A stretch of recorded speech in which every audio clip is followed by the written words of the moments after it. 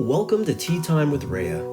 Join her for a cup of fresh perspective on health, healing, and living well. Take a sip. This is Brilliant Medicine. Welcome. Thanks for joining me. I've just poured myself a cup of fresh perspective with the knowledge that there are many perspectives. I only share one, which is mine. It comes from a life of study and practice. And I'm grateful to be sharing this with you. My intention is that the information that I share is useful and practical. But maybe even more than that, this moment and opportunity to share a cup of tea together affords your body a little bit more space, just opens your heart, softens your brain, and allows more room for breath, a little bit more space in your body. And what I know about this to be true is that just giving ourselves a little bit of space, healing happens. From that room that's created in the system, the natural healing mechanisms of our body kick in, and we don't even have to be conscious of it. So again, my intention is that the information is useful and that our time together offers you a little bit more space to breathe and heal. So I'd like to set a little bit of a foundation for the coming weeks, because what's coming is the how-tos of supporting your immune system, which feels very important at this time and as we move into the future. So this particular tea date today is just laying a new perspective around immunity. And I wouldn't say new, I would actually say fresh, because it's not the common languaging in our Western culture. And this perspective comes from both the medicine that I've studied from East Asia, and then also the indigenous medicine and wisdom tradition from my own bloodline, the white folks from Europe. My purpose in life is to revitalize this indigeneity in our medicine and the more feminine aspects of it, which is a more contextual understanding where the body is seen as complete and whole and belonging. These conversations and tea dates are about enhancing our immunity on all levels of our being, not just the physical. And I love the word immunity, and I love this concept that we can start to chew on, is that we are granting ourselves immunity, which essentially means bringing ourselves back into a more sovereign state so that we don't feel like we're being pushed around by life as much. So the image of the tree meditation is really, really super effective. It's something that we'll talk about coming up, is that when we live in the branches of the tree that is our being, that the branches move around a lot in the wind. And if most of our awareness is in the branches, then we feel like we're really being pushed around. But conversations around immunity and self-care, which are informed by this immense sense of self-respect, bring us into a more trunk and root experience with ourselves, and that's a sovereign state. So we feel very grounded, we have space in our system to breathe, and when the winds and storms of life come, we feel like we are fortified to be able to move through those without too much damage. Sometimes when storms come, branches and leaves break off and fall down, and if that's where our level of awareness is, then we feel like we are dying, losing, being broken. There is both an external aspect of our immune system and an internal aspect of the immune system. And this external immunity is called Wei Qi in Mandarin. And it's both energetic and physical. In my mind, those things aren't separate. They're all part of the same spectrum. So we have essentially this energetic force field around our body, like a torus shape.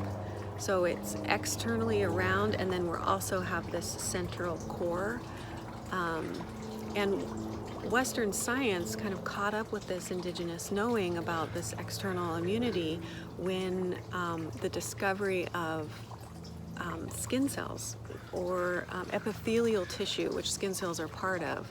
So epithelial tissue covers the entire outside of our system, but then also covers the entire lining, or like that internal tube that goes down through the gastrointestinal tract.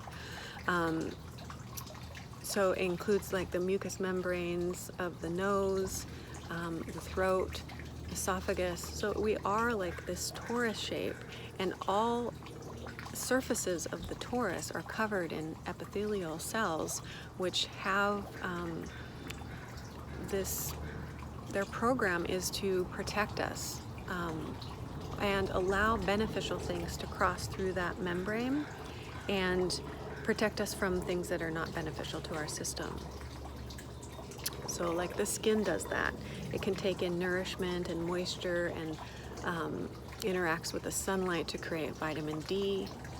And we know that our gastrointestinal tract also does that. It takes in nourishment, the things from our food, and also the microbiome that populates the gut is like this force field of protection for us, constantly interfacing with external factors. So the internal immunity in Mandarin is called Ying Qi, and that comes online once the external immunity has allowed something to pass through the mucous membranes or the barriers within the system, and that is now entered into the fluid level, the blood level, and then we get this, what is in our common Western language, this immune response. So the white blood cells come online, and after an infection runs its course, we start to have this internal immunity. The external immunity is more like the yang aspect, or the protective container holding aspect of our immune system, and then the yin qi, or the internal aspect, is more like the yin, or the feminine, the unseen, the hidden, the kind of behind the scenes nourishing aspect. And they have a really strong relationship. The harmony between these two aspects of our immune system is of utmost importance. Their relationship is the way that we are able to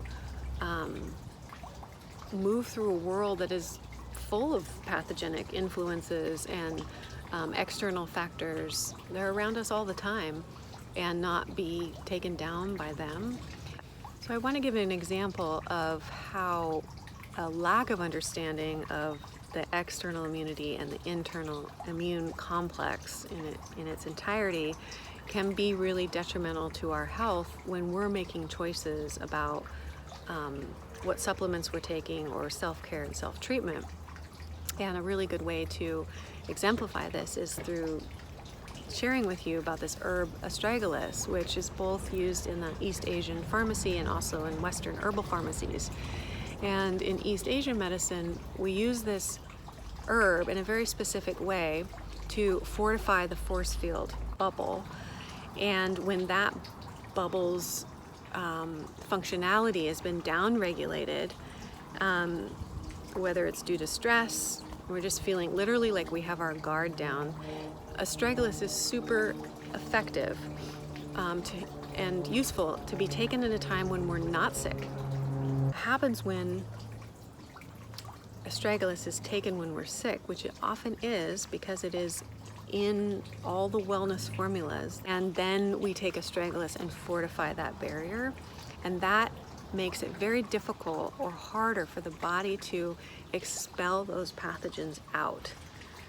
So we're actually like locking them inside. And I see this in the clinic all the time, and that's when people just can't quite kick the thing that they caught, and it just lingers and lingers. And so usually just omitting the use of astragalus during that time can be super helpful. So this relationship is really important, like I said, and understanding that that our immune system has these two different aspects is going to be integral when we move into the next week and our Teadates together, where we start talking about how to support immunity in this more comprehensive way. So once again, thank you for joining me. I really look forward to our time together next week. And this has been a very special moment for me. I do feel more expansive. I love sharing a cup of tea. It opens my heart, it softens my brain, really allows the space for healing. And I appreciate you, honor you. Be well. Please come again for the next Tea Time with Rhea. Until then, steep in the knowing that you are whole and complete, that you belong on this planet at this time in this body. Savor a healing brew of your personal power, resilience, and self-love. Enjoy your unique flavor of brilliant medicine.